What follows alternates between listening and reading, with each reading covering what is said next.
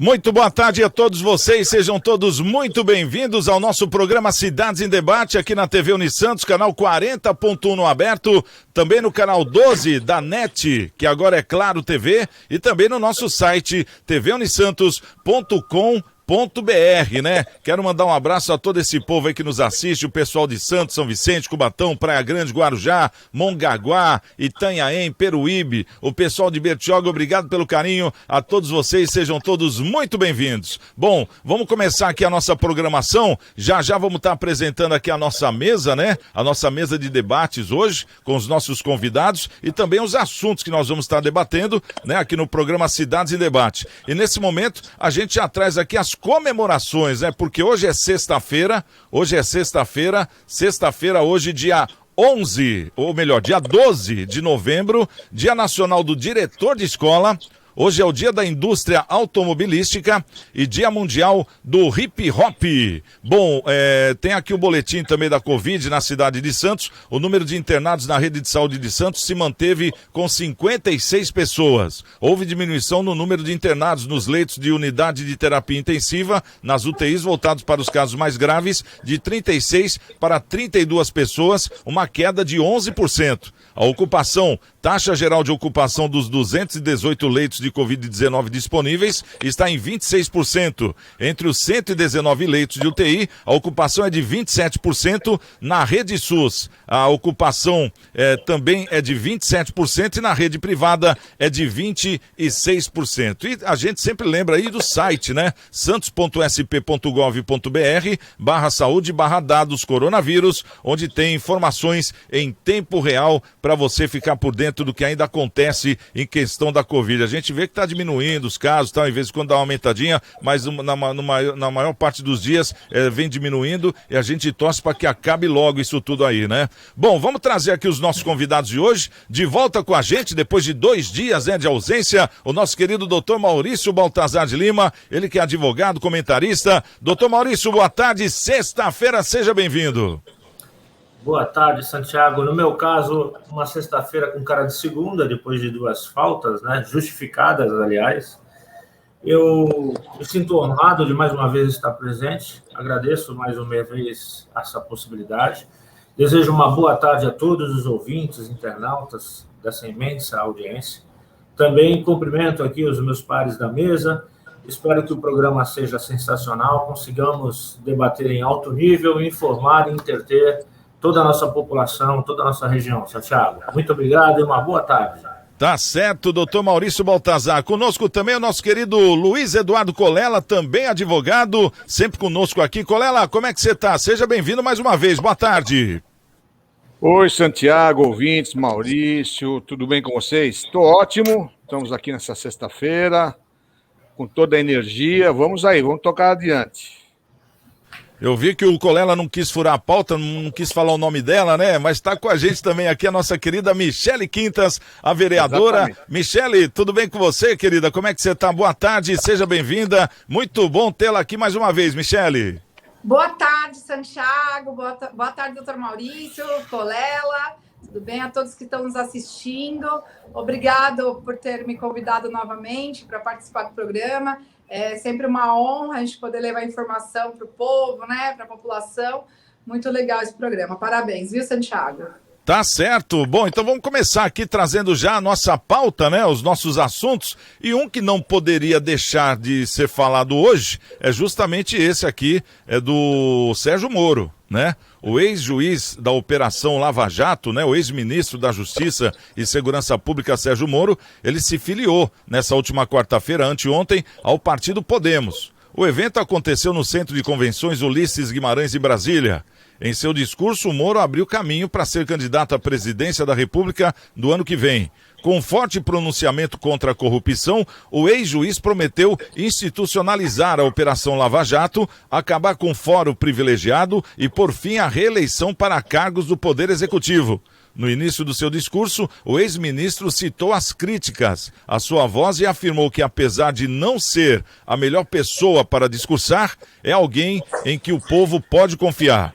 Moro aproveitou o espaço para relembrar sua carreira como juiz e como ministro e exaltar os feitos da Operação Lava Jato. Bom, segundo a gente pôde observar pelo discurso que ele deu, porque até ontem, inclusive, que foi o dia seguinte dele ter feito a sua associação ao Podemos, né? Muita gente falava, não sei não, eu acho que ele vai vir para senador, porque para presidente já tem, né, o nome lá no Partido Podemos, né? Mas pelo discurso que ele deu, esse aí foi um discurso de pré-candidato à presidência, não foi não, doutor Maurício? Santiago, tudo indica que sim. Aliás, já seria uma tragédia anunciada, né? Desde a época em que ele saiu da magistratura, já se anunciava essa possibilidade, porque ele tinha um viés político, ele era envolvido com algumas determinadas pessoas públicas do PSDB. Mas, enfim, o fato que, independentemente do seu discurso, Santiago, o que eu gostaria de chamar a atenção para o nosso público é que a pessoa do Moro, ele saiu desgastado da magistratura, né? Ele saiu lá muito questionado, não só pelos advogados criminalistas, de modo geral, todos eles afirmando categoricamente que ele não respeitava a Constituição, principalmente no que diz respeito à ampla defesa e contraditório, circunstância que depois foi reconhecida lá pelo STF, que também estava criticando a sua conduta, especialmente no que diz respeito àquele vazamento envolvendo Lula, Dilma e etc.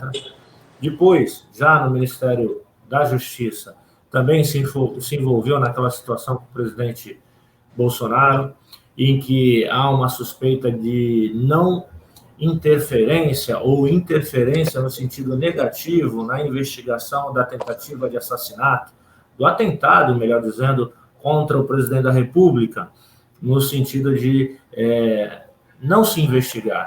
Coisa só comparada, infelizmente, da época do PT com os assassinatos dos prefeitos aqui de São Caetano, de Campinas, enfim, que até hoje não se sabe nada. Me parece que essa prática estará sendo repetida lá no ministério dele e ele não tomava providência. Essas providências estão sendo anunciadas agora, no sentido de poder investigar, quebra de sigilo bancário, quem foi que mandou o Adélio, enfim, coisa que está andando agora e não estava na época dele. E, finalmente, agora, nessa questão da filiação partidária, ele vem se contradizer, né? Ele vem se desmentir, no sentido de que, em várias entrevistas, inclusive uma famosa na Rede Globo, ele afirmou categoricamente que jamais seria candidato. Então, é uma pessoa pública que vem a público numa situação bem frágil, no meu ponto de vista, porque ele saiu mal da magistratura, saiu mal do Ministério da Justiça e entra já mentindo ou se desmentindo na política. Então, me parece que é uma aposta, ele jogou ao vento qualquer possibilidade, seja para presidente, seja para o Senado, e vamos ver qual vai ser o movimento da mídia, certamente terá algum tipo de pesquisa, e aí eles vão decidir se sai uma dupla, Moro presidente, Álvaro Dias vice, ou se um para cada lado e tentar a sorte nas eleições de 2022. Ô, Colela, você arriscaria em quem nessa disputa aí? No Moro mesmo para presidente? Porque dizem, até ontem estavam falando, talvez ele saia para senador, aí o Álvaro Dias que é o candidato a presidente já há muitos anos pelo Podemos, desde a fundação do Podemos, mas você não acha que o Álvaro Dias, de repente, cedeu o lugar dele para o Moro? Ou você acha que vamos ter surpresa aí do Moro como senador? Porque pelo discurso dele, é um discurso de presidente, né? Falou que vai acabar com as mordomias, vai acabar com não sei o que, isso aí quem pode fazer é o presidente. Ou eu estou enganado? Não está enganado. Há várias visões, né, sobre o Moro, né, ou expectativas também. Ele pode sair como presidente, o Álvaro como vice. O Álvaro já tem uma certa idade, já se lançou à presidência, não adianta ficar se lançando, ele não vai ser eleito, infelizmente, ele não vai ser a terceira via, ele é fraco ainda, politicamente, para placar um Brasil como presidente. Infelizmente, é isso, é uma boa pessoa. Se fosse mais jovem, mais atuante, ele pode sumir praticamente nesses 2 anos aqui da presidência. Ele sumiu, pouco se ouviu falar no Álvaro, ele contou o partido. Então, se fosse para lançar o Moro presidente, eu acho que o Álvaro, como vice-presidente, eventualmente, se não houvesse uma composição com os partidos e o Moro como presidente, seria uma boa chapa. Evidentemente, o Moro está muito desgastado, né, por conta própria dele, né? Nós temos que classificar aqui o Moro seguinte: ele foi um excelente juiz, um excelente. Ele mostrou para o Brasil o que era a entranha da corrupção neste país, mas a entranha, a parte mais podre, a parte cancerosa da corrupção, que dominavam tudo nos governos anteriores, né? Ditos esquerdistas, mas eram só socialistas para dividir a pobreza e acumular riqueza em causa própria. Ele mostrou isso, foi evidente. A avaliação dele, que ele queria ser um ministro supremo, que era perfeita, essa avaliação, ele entendeu o Ministério da Magistratura. Infelizmente, por incompatibilidade com o presidente e até as maneiras de pensar de um e de outro, e de agir principalmente a de outro, do presidente, ficou totalmente incompatível a posição dele no governo. Ele, não entendendo que quem foi eleito foi o presidente Bolsonaro, efetivamente era quem mandava no governo, ele tentou boicotar nomeações do presidente dentro do governo, porque ele queria que prevalecesse a posição dele. Ele, se ele tivesse interesse realmente em ser ministro supremo, ele se calaria, mas ele peitou e foi exonerado, ou pediu para sair, e saiu do governo. É um nome para a presidência? Mas ele vai enfrentar o mesmo problema que o Bolsonaro enfrenta. Ele nunca vai ter o Congresso, principalmente porque ele machucou muito alguns corruptos lá dentro, né? Inclusive levou alguns à prisão. Então, o que acontece? No país onde nós temos 513 deputados, onde só 27 foram eleitos e 470 e pouco não foram eleitos, foram puxados, eles não têm nenhum interesse que uma pessoa que possa tentar organizar ou moralizar o governo seja eleito presidente. Então vão ceifar tudo que é possível as metas deles. Eu acho, pessoalmente, agora como Moro, eu me lançaria a presidente esse ano, não serviria ao país, porque não seria eleito, evidentemente. Isso é meu modo de pensar, não seria eleito, evidentemente, mas estaria com o nome lançado, como o Lula fez há anos atrás, ele foi lançando seguidamente. Numa era pós-Bolsonaro, possivelmente ele poderia vir a ser eleito, porque ele se manteve no alto. Ou, para prestar mais serviços ao país, que se candidate a senador, né? A senador, porque no Senado ele vai ter condições de combater essa corrupção, não como da maneira executiva, prática, como o juiz, mas de uma maneira debatendo frente a frente, lá no legislativo, encarando as feras lá frente a frente, e nós vamos também ver aí, ter a possibilidade de ver como que ele age como alguém do legislativo, do poder legislativo. Então, para prestar serviço à nação, eu acho que ele deveria se candidatar a senador.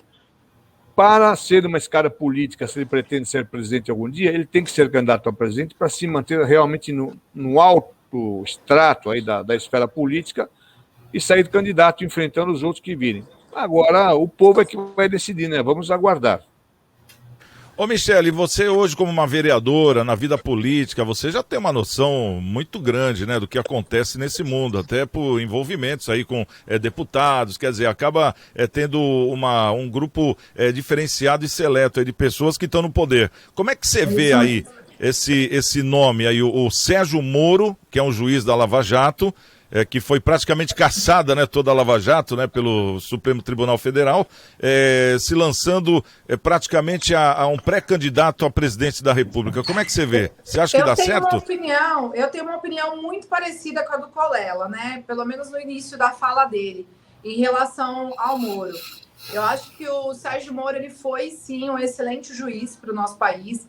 Ele foi uma das pessoas que realmente mostrou o lado da corrupção, ele conseguiu fazer com que a população brasileira ela tivesse uma nova visão quando se tratasse de política no país. Mas eu também tenho uma opinião quando a gente fala do Moro político. Eu particularmente, eu sofri já uma traição política muito grande aqui no município de Praia Grande, e alguns até disseram que poderia ter sido a maior traição da política na história do Brasil, né, na época. E a gente que foi traído um dia quando se trata de política, você nunca mais você vai confiar.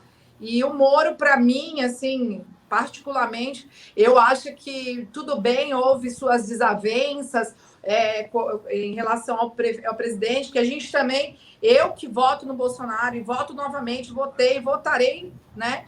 A gente sabe que o nosso presidente, ele é complicado em algumas situações, né? Às vezes ele, naquele momento, ele não ouve, ele fala o que ele sente. Como eu sou muito parecida com ele, que eu costumo brincar que eu sou meia filha do Bolsonaro, que eu falo o que eu sinto, eu também não mando recado, eu prefiro ser verdadeira do que, né, ser falsa, né? E eu vejo o Moro assim como um traidor do Bolsonaro. Eu não concordo com a forma que ele agiu.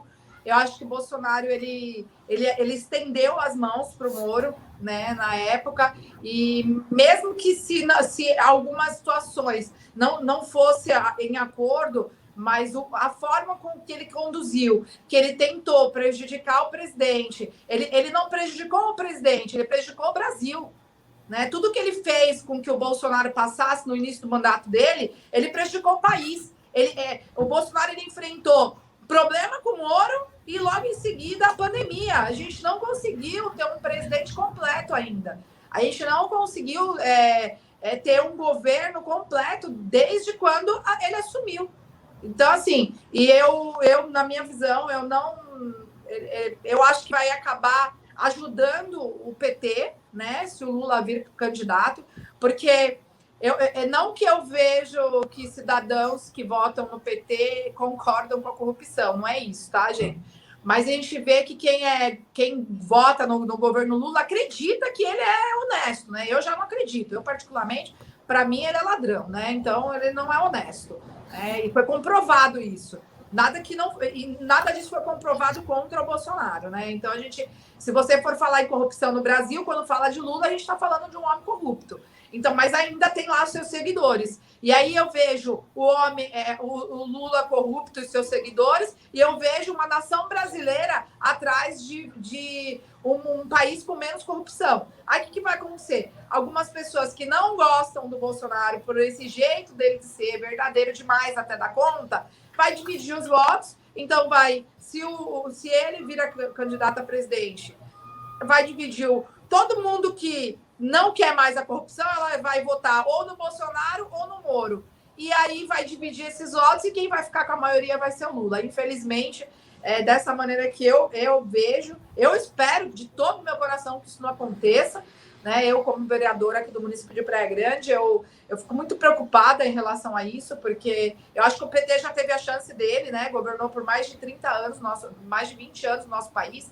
Eu acho que a gente precisa dar uma oportunidade para um governo novo, para um governo que tem a vontade de acabar com a corrupção, que é assim que eu vejo o governo Bolsonaro. Tem lá seus defeitos, tem mesmo. Eu mesmo fui expulsa do grupo do Bolsonaro no começo, porque eu também falo a verdade, eu falava porque eu também não concordava com algumas coisas, mas eu ainda prefiro, como na época chamavam o presidente palhaço, né, o Bozo, eu ainda prefiro um palhaço do que um ladrão para governar meu país.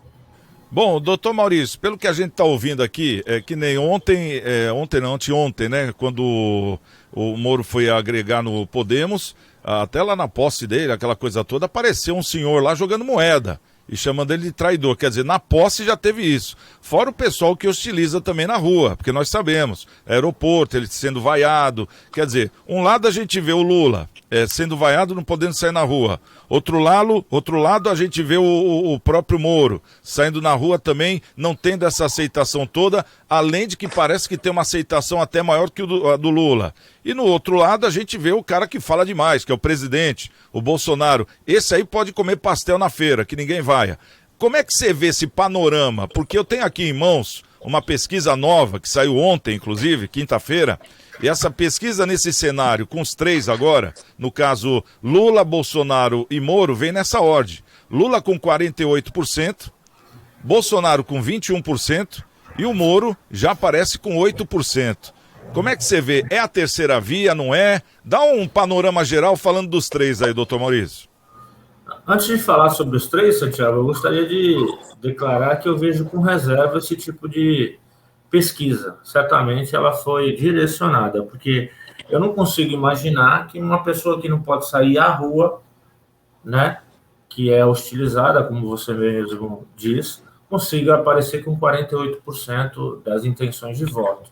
Eu não consigo entender essa circunstância. Mas o fato é o seguinte, o Brasil está polarizado, não há uma terceira via por enquanto. Estão se tentando falar nomes, composições, Álvaro Dias mais Moro, e, enfim, e outros nomes aí que vêm com menos força, mas ainda assim está polarizado.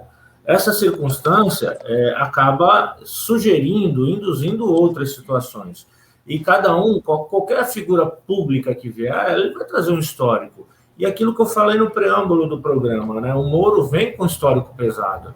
Ele vem com histórico pesado profissional, muito bem dito aí pelo Colella. Ele foi um excelente magistrado para revelar, para punir, nem que para tanto ele tenha desobedecido ou inovado alguns entendimentos constitucionais, principalmente a respeito da ampla defesa, que fez com que, no aspecto profissional e jornalístico, ele tenha uma fatia importante da população, importante dos juristas, criminalistas que o repudiam. E aí, um novo fato, né? Sair da magistratura do jeito que saiu, prometendo não ir para a política, ir para o Ministério da Justiça, e lá na Justiça se envolver numa outra situação polêmica, sair pela porta dos fundos, tudo isso acaba fazendo com que essa polarização escolha. Vamos ficar com o Moro porque o Moro está aqui, vamos dizer assim, um exemplo, não vai investigar o Adélio, então está com o PT. Não, ele ia botar todos os corruptos na cadeia, que era o que o Bolsonaro estava querendo, está querendo. Então vai ficar com o Bolsonaro. No frigir dos ovos ele não ficou nem de um lado nem do outro. Então agora ele está sofrendo. Sofre nos aeroportos, publicamente, enfim, nos lugares onde ele está, na justa medida dessa fração negativa. Não é tanto quanto está acontecendo com o Lula, não é tanto quanto está acontecendo com o Boulos agora, recentemente, no interior de São Paulo, também foi utilizado. Mas ainda assim ele é discutido. Eu fico imaginando, Santiago, ele encontrar nesses eventos públicos algum desses políticos ou empresários que ficaram 1, 2 anos presos injustamente na medida em que ele deu uma ordem judicial que não observou a ampla defesa, o contraditório e tal, e aquele sujeito ficou 2, 3 anos preso indevidamente. A gente sabe que a questão da justiça é muito discutível e tal, mas é óbvio que essa pessoa que está publicamente, está solta, vai hostilizá-lo, vai proferir alguma palavra discutindo a sua qualidade, a sua condição, não só de profissional do direito, como um homem político. Será que ele vai agir lá, enquanto senador ou presidente da República, do mesmo modo que ele agiu na magistratura, no Ministério da Justiça, e agora publicamente se desmentindo, não ia fazer, mas agora vou? É complicado, ele já entra mal no meu ponto de vista, viu, Santiago? E aí vai sofrer, não tem jeito. Todos nós, respondemos pelos nossos atos. E ele está auferindo o lucro da sua conduta agora. Ô Colella, a gente vê que, por exemplo, no panorama da concorrência para a presidência da República do ano que vem, no panorama de hoje, a gente vê um Lula, que tem aí o seu pseudônimo de Larápio, aquela coisa toda, né? Que roubou o povo. Do outro lado, a gente vê na outra vertente o Bolsonaro, que é uma pessoa que parece que está desagradando alguma parcela daqueles que votaram nele, que ficaram descontentes, não vou votar mais nele, mas entre ele e o Lula eu acho que eu fico nele. E na terceira via a gente vê hoje, possivelmente, o Moro. Quem que você acha que ele deveria atacar para poder ganhar mais voto, o Lula ou o Bolsonaro? Desculpa, cortou um pouco a ligação, eu não ouvi a pergunta. Não, eu quero saber, na sua opinião, quem você acha que o Moro deveria desgastar? Porque ele vai ter que escolher um dos dois para ele desgastar mais, né? Para poder pegar o voto. Não. Você acha que ele se daria bem desgastando o Lula ou o Bolsonaro, na sua opinião? Não, ele vai desgastar o Lula no ataque do que ele conhece do que foi a ladroagem no Brasil, a roubalheira no Brasil. Mas vai desgastar o Bolsonaro nos votos, que é isso que importa, né? Ele vai roubar votos do Bolsonaro, infelizmente é isso. E aí, de repente, pode voltar a mediocridade, né, esquerdista. Não acredito que vai ser tão massivo, acho que o voto, no Bolsonaro ainda, né, se o Moro não for, por exemplo, não for para o segundo turno, como vão haver 2 turnos, ele vai tirar no primeiro turno. Depois, no segundo, ele vai ser irrelevante. Mas, irrelevante em termos de roubar votos do Bolsonaro. Mas, do Lula, se ele continuar falando o que ele sabe, meu amigo, entendeu? Ele vai mostrar mais ainda a podridão do que aconteceu, do que ele fez, do que ele conhece. Podendo até usar a mesma coisa, dizendo que conheceu por dentro o governo do Bolsonaro. Mas eles, no voto, que é o que interessa, a briga é que nem futebol. Jogando 90 minutos lá, maravilhosos de bola um time, mas o outro fez o time, o último fez o gol no último segundo. Na política, o que conta são os votos. Se ele for roubar voto, pode atrapalhar bem o Bolsonaro. Aí no caso, ô Michele, que a gente vê hoje, por exemplo, Lula de um lado, Bolsonaro do outro, né? E a gente vê o Sérgio Moro aparecendo, entre aspas, pelo menos hoje, né? Pelo que ele discursou, aquela coisa toda, sendo a terceira via. Mas quem vota no Lula não vota no Moro, porque foi o cara que pôs ele na cadeia, e quem vota no Bolsonaro não vota no Moro, porque é o traidor. Então que voto sobraria para ele, na sua opinião, Michele? Não, na verdade, amigo, tem muitas pessoas que talvez não enxerguem ele como traidor, como talvez eu e acho que todos que estão aqui teve essa mesma visão. Mas às vezes enxerga ele como um homem que também não quer a corrupção no Brasil, né? E eu vejo que a nação brasileira, exceto os lulistas, porque eu não sei qual que é eu não sei por que isso acontece no Brasil, que as pessoas não conseguem enxergar, não é possível, né? A gente vê que hoje não é mais a maioria, né? A gente vê hoje que é minoria, você pode ver até pelas manifestações que tiveram no país durante esses 3 anos, né? A gente vê que quando vai o povo mesmo, a nação verde e amarela, sai para a rua, que claro que isso, a maioria é Bolsonaro, né? A maioria é o Brasil sem corrupção, é muito maior do que o pessoal do vermelhinho. Eu só não entendo por que né, na Globo diz o tempo inteiro que eles são, né, tem uma porcentagem maior aí na hora do pessoal pensar em votar. E eu mesmo não acredito nessas pesquisas.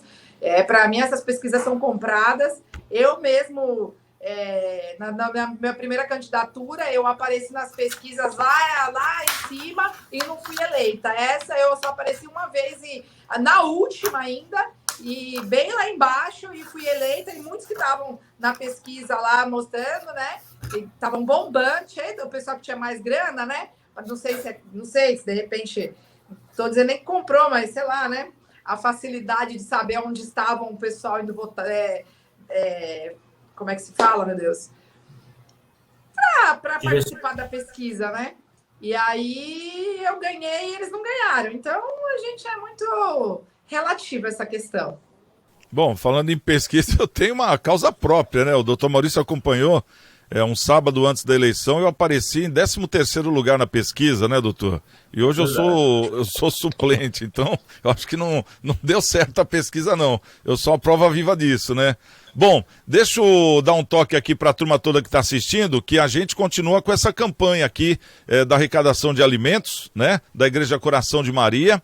A Igreja Coração de Maria está arrecadando alimentos para as famílias, né? Que estão passando por dificuldades. Então você que tem aí 1 quilo de alimento, uma cesta básica que possa doar, ou então roupas usadas, calçados, ou então material de limpeza ou higiene pessoal, a gente pede para que colabore com essa campanha, porque está ajudando muitas famílias que estão em situação muito complicada, né? Ana Costa 74, durante a semana, de segunda a sexta no horário comercial, ou para você que não pode sair de casa, tem esse telefone aqui, 32237381, e quer colaborar, o pessoal da paroquial, eles têm lá uma viatura que vão buscar a sua doação na sua casa para poder levar até essas famílias aí. A gente agradece de coração e continue participando, porque essas campanhas, não só essa, como várias que existem aí, estão ajudando muitas famílias, tá certo?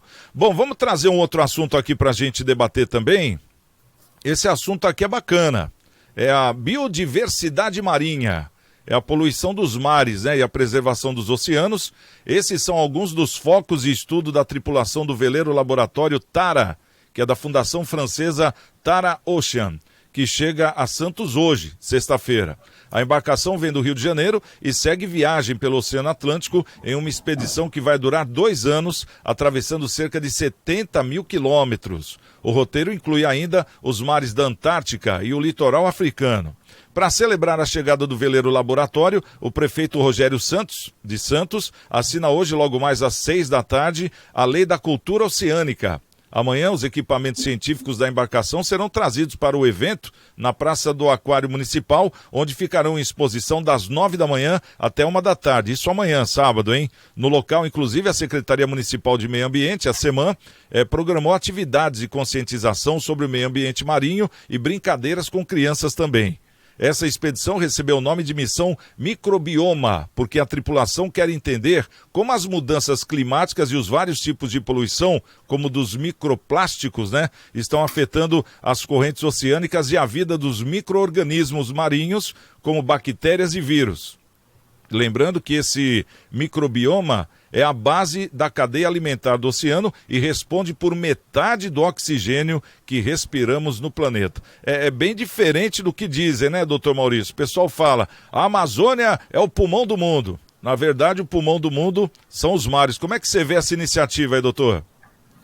Eu vejo com 2 olhos, digamos assim.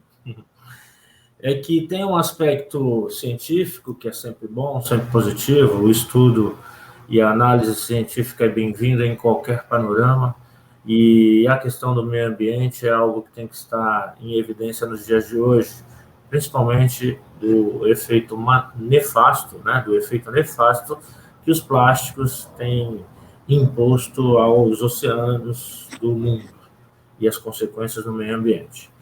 E isso tem que ser aplaudido, tem que ser muito bem evidenciado pelas autoridades públicas, incentivado, e me parece que o Rogério Santos, o nosso prefeito, está andando bem nesse sentido. Ele podia até aproveitar essa onda e praticar algo mais, porque apesar de haver sociedades, associações, carrinheiros colhendo o lixo aqui da cidade, não há nada, absolutamente nada parecido no que diz respeito aos mares, aos canais, ao braço de mar, E a gente poderia, sim, investir nesse sentido para tentar evitar que seja lançada tamanha quantidade de plástico nos nossos oceanos. Mas tem um outro viés dessa questão, Eu vou fazer até uma comparação grosseira, mas é só para dar importância nesse sentido. A França também faz um estudo científico lá na Amazônia, Santiago, vocês sabiam? Eles estudam lá meio ambiente e tal, e eu sei dessa informação porque tenho amigos que são do Exército e foram dedicar lá na Amazônia por um determinado tempo, e em dado espaço que os franceses tinham como deles, hastearam a bandeira lá da França, aqui é um território francês, e foi muito trabalho para conseguir baixar aquela bandeira e trazer a nossa questão, a nossa soberania naquele espaço lá na Amazônia. Então, eu vejo com reserva se essa suposta estudo científico não tem outras intenções, senão a ciência mesmo. Então, espero que as nossas autoridades estejam de olho nesse sentido. Colela, como é que você vê essa iniciativa, o prefeito assinando essa lei, que é importantíssima, E o Brasil hoje é reconhecido mundialmente como um país ecológico, Apesar de muita gente tentar falar contra lá na Escócia, Mas como é que você vê esse laboratório? Porque esse é um laboratório flutuante, esse navio, Diz que tem uma tecnologia imensa e vai poder realmente avaliar o que está acontecendo nos oceanos. Você vê como o doutor Maurício, alguma coisa meio política no meio, ou você acha que é pelo bem geral da nação? Bem geral da nação francesa, Francesa. Eu apoio, logicamente, o movimento do prefeito aqui em Santos, bacana, tem que marcar. Agora, quanto à pesquisa do navio, você falou 70 mil quilômetros, Só Isso, o Brasil... 70 mil quilômetros, em 2 anos. Só o Brasil tem 11 mil quilômetros de costa. Então, muito mais, quase 20% do que esse navio vai estudar no geral. Tem fundo científico, evidentemente que tem fundo científico, mas me preocupa o que vem após o fundamento científico para estudar. o sistema biológico, né, da costa brasileira, que o Brasil, evidentemente, não consegue estudar, né, com tudo que nós temos aqui, nós não temos uma evolução científica a fim de investir no investimento da costa brasileira. Só as petroleiras, a Petrobras e algumas outras que têm interesse em campo de petróleo fazem alguma análise, mas restrita aonde vai ser o campo petrolífero. É evidente que tem alguma pesquisa escondida de interesse, né, não científico, mas científico próprio para a nação francesa em vir ao Brasil. Isso nós sabemos disso, é evidente disso. Não precisa falar, não, é impoliticamente correto falar assim. Não, não é. A França, ela tem a Guiana Francesa, que tem a costa marítima para o Oceano Atlântico, né? O problema de plástico é no mundo todo, mas ele é monumental ou trágico no Pacífico, né? Não no Atlântico. É evidente que se nós tivermos algumas anotações de agora quanto a essa poluição, vai nos ajudar no futuro. Mas o que está escondido por trás, isso eu desconfio da França mesmo, porque na Amazonas, né, no território amazônico, né, ela tem vários missionários, né, que estudam isso. Né? O ataque ao nosso agronegócio pela França, que tem um mínimo agronegócio, tentando impedir nós possamos desenvolver o agronegócio, querendo culpar o agronegócio brasileiro por fatos que não acontecem, visando manter o agronegócio ínfimo da França, né? É uma das coisas que vai acontecer com essa pesquisa. Vão aqui alegar alguma coisa do Brasil. Então, eu tomaria cuidado, eu acho que o Brasil deve fiscalizar essa pesquisa científica e ter acesso aos dados, senão não permitir. É o que eu penso. Bom, e falando em geopolítica, é um dado muito interessante esse que me foi dado aqui, que parece que não sei qual que é a situação, se é da posição global, alguma coisa assim, ou então essas cadeias de magnetismo que tem pelo mundo. Parece que no litoral paulista, que é justamente onde estamos aqui na Baixada Santista, os radares não conseguem fazer a topografia, o mapa topográfico das nossas baías, né? Tanto que dizem que temos aqui a maior banca de corais na Baixada Santista e pouca gente sabe disso, só quem mergulha, né? Que sabe o tamanho da banca de corais que nós temos aqui. E isso não é mapeado, não tem um mapa falando sobre isso. Será que isso vem ao encontro, Michele, do que o Colela está falando e do que o doutor Maurício também está falando? Será que é um serviço de espionagem, aquele negócio, vamos abrir o navio, vamos deixar a molecada ver lá todos os instrumentos, aquela coisa, dar o pirulito para depois roubar? Será que é isso ou não, Michele? Ao microfone. Que existe uma politicagem envolvida, está muito claro, né? E assim, a gente tem que ficar um pouco preocupado, em alerta, porque se a gente for ver, o Brasil é um país rico, né? É um país rico em tudo do melhor nós temos no nosso país, né? Então a gente tem que ter um pouco de cuidado realmente. Os franceses são muito inteligentes, né? Eles não teriam um investimento à toa, né? Com certeza algo eles querem levar da nossa terra, algo de melhor, então, que é muito bonito, que é muito bacana, que a pesquisa está sendo lançada aqui, saindo por Santos, é bacana de se ver essa questão, até que eles abriram, né, para, acho que, salvo engano, a partir de amanhã, para exposição, né, para as pessoas visitarem, para as pessoas entenderem, alunos, enfim. Mas a gente realmente tem que estar com o olho bem aberto, né? Porque a gente está num ano pré-político, a gente tem que tomar um pouco de cuidado, né? O que se vai ser estudado do nosso país, para levar para fora o que nós temos daqui na nossa terra aqui de bom, e o que se vai levar e o que se vai de culpar, né? Como o próprio Colela falou, né? Será que lá na frente essa pesquisa não vai culpar o Brasil por algum problema do agronegócio, será? Então, a gente também tem que tomar cuidado. Deve, sim, existir uma fiscalização, né? Acho que o país, eu não digo nem aqui, eu acho que é questão da nação mesmo, do país, do Brasil, né? O presidente aí está atento para ver o que realmente vai se estudar e o que vai levar do nosso país. Porque a gente nota que uma movimentação estranha no mundo tem, né? Em todas as questões. Parece que agora a gente está ficando um pouquinho mais participativo na questão de política, até de política internacional, e a gente nota que realmente não existe aqueles caras bonzinhos que a gente sempre imaginou, né? Desde a chegada dos portugueses aqui no Brasil. Essa que é a verdade, né? Tanto que até hoje a gente sofre por causa disso, né? Bom, doutor Maurício, quer falar mais alguma coisa sobre esse assunto aí, mais algum comentário ou seguimos em frente? Eu só queria reafirmar que a questão da soberania econômica, a soberania das nossas linhas, né, divisórias, dos nossos oceanos, é importante. Eu acho que deviam dar uma atenção melhor do que tem, né? Eu não tinha nem vislumbrado esse aspecto de disputa comercial, que o Colela trouxe muito bem aí.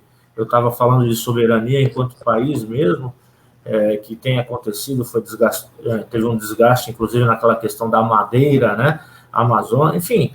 E fiquei mais preocupado ainda com o complemento do Colela. Então, espero que as nossas autoridades realmente fiscalizem e verifiquem essa questão, que é de muita importância. Porque o prefeito de Santos está fazendo a parte dele, está recebendo bem, está, né, passando isso para a população, para que todos saibam um pouquinho mais sobre esse trabalho que eles vão fazer.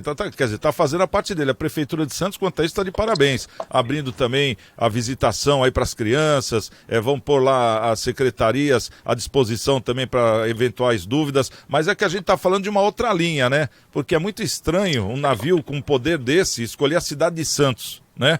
A gente sempre é esquecido por qualquer tipo de evento, né? Por que esse, né, Colela? O Colela acabou levantando uma lebre aí que eu acho que ficou todo mundo de orelha em pé, isso que é verdade, viu? Bom, o Colela, quer falar mais alguma coisa ou seguimos em frente? Não, seguimos em frente. Não tem mais o que falar, é só pensar agora, né? Exatamente. Tá certo. Bom, vamos trazer então o nosso querido Maurício Araújo, o homem das câmaras municipal, ele que vai trazer aqui o que está acontecendo nas câmaras. É com você, Maurício.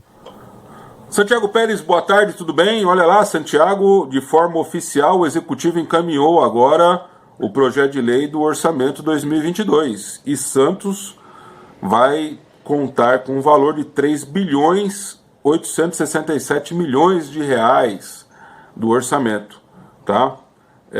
Lembrando que esse valor é dividido entre administração direta e indireta, e aí tem as fundações, autarquias que recebem aí uma coisa próxima dos 598 milhões, tá? Bom, você tem uma ideia, as duas pastas com maior recursos para 2022, saúde e educação, saúde 786 milhões, educação 702 milhões de reais, tá bom, Santiago? Previdência, pagamento de aposentadoria, que a gente falou aí esses dias, 555 milhões de reais para Instituto de Previdência da Prefeitura, tá bom? Então vamos acompanhar de perto, acho que é importante a gente ficar atento com esses valores, principalmente os vereadores da casa, né, da cidade, precisam acompanhar porque são valores bem altos e saber como é que está sendo aplicado esse valor na cidade, que é a função dos vereadores, acompanhar esses valores, o caminho que esse dinheiro está fazendo dentro da cidade, tá bom? Bom, em Mongaguá, os vereadores aprovaram um projetinho de lei, estão em votação, né? Que eles querem substituir aqueles panfletinhos turísticos, panfletos, né? Com dicas, roteiros turísticos, pelo QR Code, né? Aquela marca lá, quadradinha, que a gente vê em muitos lugares, em embalagens, né? Que a gente aponta o celular e já aparece a informação.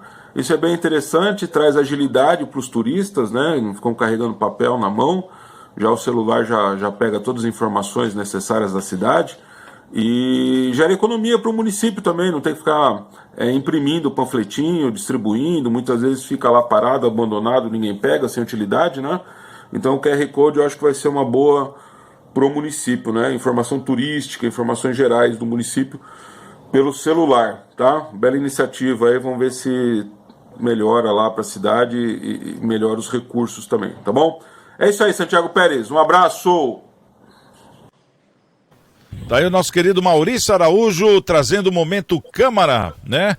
Esse orçamento de Santos aí, quase 4 bi, doutor Maurício. É uma boa, né? Um orçamento bem gordinho esse aí, tem que fiscalizar mesmo, não tem? Santos nunca sofreu, né, com a arrecadação. Sempre teve uma bela arrecadação. E tem que fiscalizar, sim. Tem aí o princípio da transparência.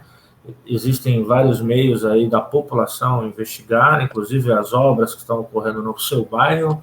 Tem a ouvidoria que tem prestado todas as informações requisitadas em tempo célere. Então, vamos lá, vamos ajudar a atual administração a cumprir a Constituição. Transparência, né? Um bom trabalho no sentido de empregar esse dinheiro todo em algo que realmente seja relevante para o público. E nós temos as opções aí, nós temos caminhos, mecanismos tecnológicos para cobrar e ajudar que o prefeito alcance esse ideal, né? O melhor dos mundos. E, quem sabe, os vereadores também pratiquem um pouco mais a ideia de fiscalizar o executivo, não na questão do mal feito, né? De corrupção assim, mas do bom trabalho, né? Bom trabalho sempre cabe um palpite daqui, um palpite de lá. Nada que não esteja sendo feito que não possa ser melhorado, eu espero. Colela, a gente tá vendo aqui que desses quase 4 bi, 786 milhões vai para a saúde e 782 milhões para a educação. As duas pastas com mais dinheiro, concorda com isso? Praticamente 50% da arrecadação, né? Concordo, plenamente. Aliás, tem que ser investido fundamentalmente em educação, mas investido. Esse que é o problema. Dinheiro tem, né? Dinheiro tem. Agora, o que tem que acontecer é o investimento ocorrer onde é necessário. Eu sei que a cidade tem muitas carências, mas o que é fundamental é educação. Saúde também. Então, todo esse dinheirama investido, mais de 700 milhões em cada área, tem que ser efetivamente investido nessas áreas. Tá? Não pode se achar amanhã um jeitinho, a educação não precisa de tanto, vamos um pouquinho para lá. Sei que tem a fiscalização do legislativo, mas às vezes acontece isso. Não se utiliza toda a verba para a área que foi destinada. Espero que o prefeito faça isso, invista no que está sendo determinado e que esse dinheiro, o que restar, né, que sobejar, possa ser aplicado no que efetivamente tenha proveito à cidade e aos cidadãos da cidade, né, para que possa realmente trazer para nós o retorno dos impostos que nós pagamos. É isso que nós queremos. O contribuinte não quer nada demais, o cidadão não quer nada demais, ele só quer ser bem atendido pelo serviço público e, quando ele procurar alguma coisa, ele ter o retorno. Ainda que não seja efetivo no que ele pediu lá, mas que seja uma resposta condizente, educada, prestativa, orientadora, né? Que muitas vezes nós não temos. Então é isso. Espero que o prefeito faça bom uso da verba que está sendo, que a cidade está tendo para gastar. Ô Michele, você como uma vereadora, fala pra gente aqui, como um vereador pode fiscalizar esse orçamento das cidades? Como é que ele tem que fazer? Através de lives, informando a população, através de projetos de lei, de ações na Câmara, de discurso? Como é que ele tem que fazer para administrar bem essa grana? Na verdade, o vereador deve sim fiscalizar, né? Porque é o nosso papel. Fiscalizar o executivo é uma das funções do Poder Legislativo, essa, né, do vereador. E assim, acompanhar em tudo, né? Tudo que acontece, que vou ser sincera, a gente ainda que hoje temos 21 vereadores na cidade de Praia Grande, a gente é difícil você acompanhar assiduamente ali toda a trajetória financeira, porque eu saio de casa, eu saio da minha casa projetada para fazer uma coisa. Ontem mesmo foi um dia que eu saí da minha casa para resolver uma questão pessoal 8 horas da manhã, e eu já tinha uma programação para estar às 9 na Câmara, e eu só consegui chegar na Câmara 1 hora da tarde, porque quando eu saí 8h30 eu recebi uma ligação de um médico amigo meu, e houve um acidente grave em Itanhaém, ele queria que eu tomasse à frente uma questão de uma criança, né, que ele estava acompanhando lá por Itanhaém, que veio para a cidade de Praia Grande, e das 9 a 1, toda a minha programação, ela se foi, né, e aí a gente... Então, aí você fala assim, você consegue se programar? Eu não consigo, porque eu programo uma situação, eu me organizo para ela, mas aparece N situações que a gente acaba não conseguindo, né, assiduamente, por isso que tem 21, né, aí tem que a gente se dividir e realmente fiscalizar, realmente saber para onde está indo o dinheiro. Acho importante, sim, quase 50%, acho que 42%, salvo engano, ali, em relação à saúde e educação. Acho que é uma das pautas mais importantes, mas precisa sim fiscalizar, porque é muito dinheiro público envolvido, é muito dinheiro para depois a gente falar assim, a gente não tem vaga de UTI, a gente não tem vaga de hospital, a gente, né, para depois a gente realmente não chorar, né, o leite derramado. Então tem que estar de olho, o vereador tem que estar de olho mesmo em toda essa questão, porque olha, 4 bi não é para qualquer um, não é para qualquer cidade, não. Parabéns a Santos. E aquele negócio, né? É dividido na educação e na saúde, mas como é que são em doses homeopáticas para vários lugares, né? Aí que tá o problema, né, de fiscalizar. Mas eu acho que pelo bom governo que tem sido feito aí, que a gente tem acompanhado, acho que não vai ter muito problema, né? E a questão da saúde também está dentro dessa pauta aí, claro que é bem menos, mas estão investindo muito. Uma coisa que Praia Grande já está bem na frente, né, Michele? Questão das câmeras, o monitoramento, aquela central nervosa que tem lá para poder assistir a cidade toda. Então Santos está indo pelo mesmo caminho, inclusive a GCM, a gente vê também que estão colocando bastante estrutura, né, na GCM. Parece eu quero aproveitar até, porque eu brigo muito, né, mas eu quero até aproveitar e parabenizar o Hospital Irmã Dulce, que ontem, com essa questão desse acidente, recebeu uma vítima de Itanhaém, uma criança de 10 anos. E assim, foram questões de minutos, super bem atendida, já foi referenciada, já fez todo tomografia, raio-x. Então, assim, também, até por isso que a gente acaba funilando. Eu mesmo, eu sou quase funcionária do Dulce, né? Eu vivo no hospital e eu tô sempre brigando, mas eu brigo realmente pro bem da população. Mas quando tem que parabenizar, eu acho que é justo. Né? Ontem esse atendimento foi maravilhoso, a menina em questões de segundos passou pela tomo, pelo raio-x, já desceu o cirurgião para avaliação, tudo muito rápido. Então acho que o que é justo, né? Então parabéns à equipe do Hospital do Irmã Dulce, que na data de ontem atendeu essa emergência que veio de outra cidade, e por isso que o hospital fica tão acumulado, porque é o hospital que acaba recebendo todo mundo da Baixada Santista. Acaba sendo uma referência, né? Agora, doutor Maurício, vamos falar aqui da cidade de Mongaguá, essa PL que pede para que os panfletos sejam feitos através do QR Code, não mais no papel. A gente nota que Mongaguá é uma cidade pequena, mas ela tem trazido bastante, assim, aprovações da Câmara que chamam a atenção, né, doutor Maurício? É uma bela inovação, Santiago. Eu já tive a oportunidade de testemunhar as benesses desse procedimento, né? Eu estive fora do país, em São Francisco, e lá todo o turismo é nesse sentido. Você chega lá naqueles bondinhos lá, que sobe naquele bairro conhecido dos filmes de Hollywood, você vai no celular e traz ali a versão, a história daquele monumento histórico ou televisivo, enfim, em português, em inglês, em francês, enfim, atende a todos os públicos. E de uma forma ecologicamente correta, porque não há papel, não há sujeira, né? Todo mundo pode ter acesso àquela situação. Então, o Mongaguá está mostrando que está atualizada, né, com as condições tecnológicas do mundo, está se atualizando e está prestando um bom serviço aos munícipes de lá. Está de parabéns à Prefeitura e à Câmara que está manejando esse projeto aí. Hein, Colela, o doutor Maurício falou uma coisa interessante, porque no panfleto, além de poluir, de entupir bueiro, aquela coisa toda, é uma língua só, e quando são 2 línguas ou 3, aí tem que aumentar o papel, né? Fica aquele monstro na mão. Agora com smartphone não, né? Dá para ter todas as línguas e apresentar até através de foto, de mapa, como hoje em dia tem o sistema de GPS, para mandar a pessoa direto para lá. É uma inovação que deveria ser copiada pelas outras cidades, você não acha não, Colela? Não, com certeza, perfeito isso, né? Perfeito.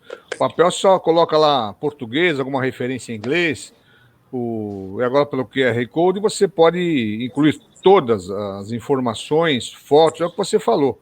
Vai ampliar o conhecimento sobre a cidade, como a gente faz. Quando eu vou viajar para uma cidade, eu entro aqui, clico aqui na cidade e vou conhecendo os pontos dela, tudo mais, sem dúvida alguma, é fantástico. E muita gente viaja, às vezes, né, vai para algum lugar, não pega com antecipação esse conhecimento. Chega lá, vai ter um QR Code em algum lugar, pumba, bate ali, vai ter no celular todas as informações, o passeio vai ser melhor aproveitado e vai render muito mais para o turismo. Michele, podia fazer isso na Praia Grande, hein? O Baianinho tá dando show na gente aqui, Michele, o presidente da Câmara de Mongaguá, o Baianinho. O Baianinho é o meu amigo, né? Como você sabe, é meu parceirão. Quero até parabenizar a Câmara de Mongaguá. Inclusive, a gente está fazendo, nós fizemos aqui em Praia Grande, eu creio que já todas as cidades da Baixada Santista, uma parceria com a APP.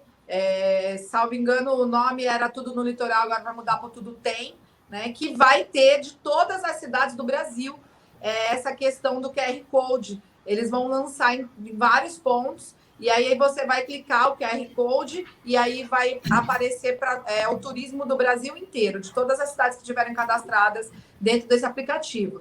Então, é bem bacana, é o mesmo estilo que o Baianinho trouxe lá para Mongaguá. É uma ideia, assim, a trazer para Praia Grande, mas como esse app vai ser inaugurado e lançado, inclusive na Praia Grande, né, ele vai ser sede aqui na cidade, a gente está numa expectativa muito grande, porque a gente não vai ajudar só a cidade de Praia Grande, mas como a gente vai ajudar, vamos iniciar pelo litoral, né, e ajudar todo o país. Quando um turista quiser saber algum ponto turístico ou quiser saber alguma programação turística dentro de uma cidade, ele vai conseguir acessar pelo app, vai ser bem bacana. Inclusive eu já tive até acesso a esse app, é muito bacana mesmo, porque se a pessoa quiser referência, viu, Colela e doutor Maurício, quando vai comer fora é uma briga, a gente não sabe onde vai, né? Então vai ter referência de restaurantes, de lojas, de compras, vai ter aqueles comentários, aquelas classificações de estrelinha, então fica bem mais fácil escolher também, né, Michele? E você sabe que esse app, Santiago, ele ia iniciar só no litoral, né? Ele ia ser tudo no litoral. Mas pessoas ligadas aos bancos aí, né, que estiveram tendo conhecimento, aí acabaram trazendo uma ideia um pouco maior e até vai mudar o nome do aplicativo. Esse aplicativo vai se chamar Tudo Tem, porque ele vai estar vendendo, além de produtos, alimentação, refeição, enfim, tudo, ele ainda vai estar vendendo os pacotes turísticos da cidade sem custo. Olha que bacana. Você vai poder, a cidade vai poder acessar o app lá e trabalhar no app sem custo. Então é bem bacana. Bom, isso aí vai ser o turismo metropolitano, aí é o que a gente sonha, né? O que a gente sonha que aconteça. Bom, breve, deixa eu agradecer. Tudo indica que é em janeiro que vai inaugurar o app. Legal. Bom, quero agradecer aqui a presença da Michele Quintas, vereadora da cidade da Praia Grande, conosco aqui no Cidades em Debate. O nosso querido doutor Maurício Baltazar também, nosso advogado e comentarista. Nosso querido Luiz Colela, advogado. Obrigado pela presença de vocês e principalmente a você que nos assiste. Obrigado pelo carinho, pela audiência. E segunda-feira, 13h, estaremos de volta com mais um Cidades em Debate. Estamos com Deus. Grande abraço, ótimo fim de semana. E segunda-feira, quem chegar primeiro, espera o outro. Até lá. We'll be right back.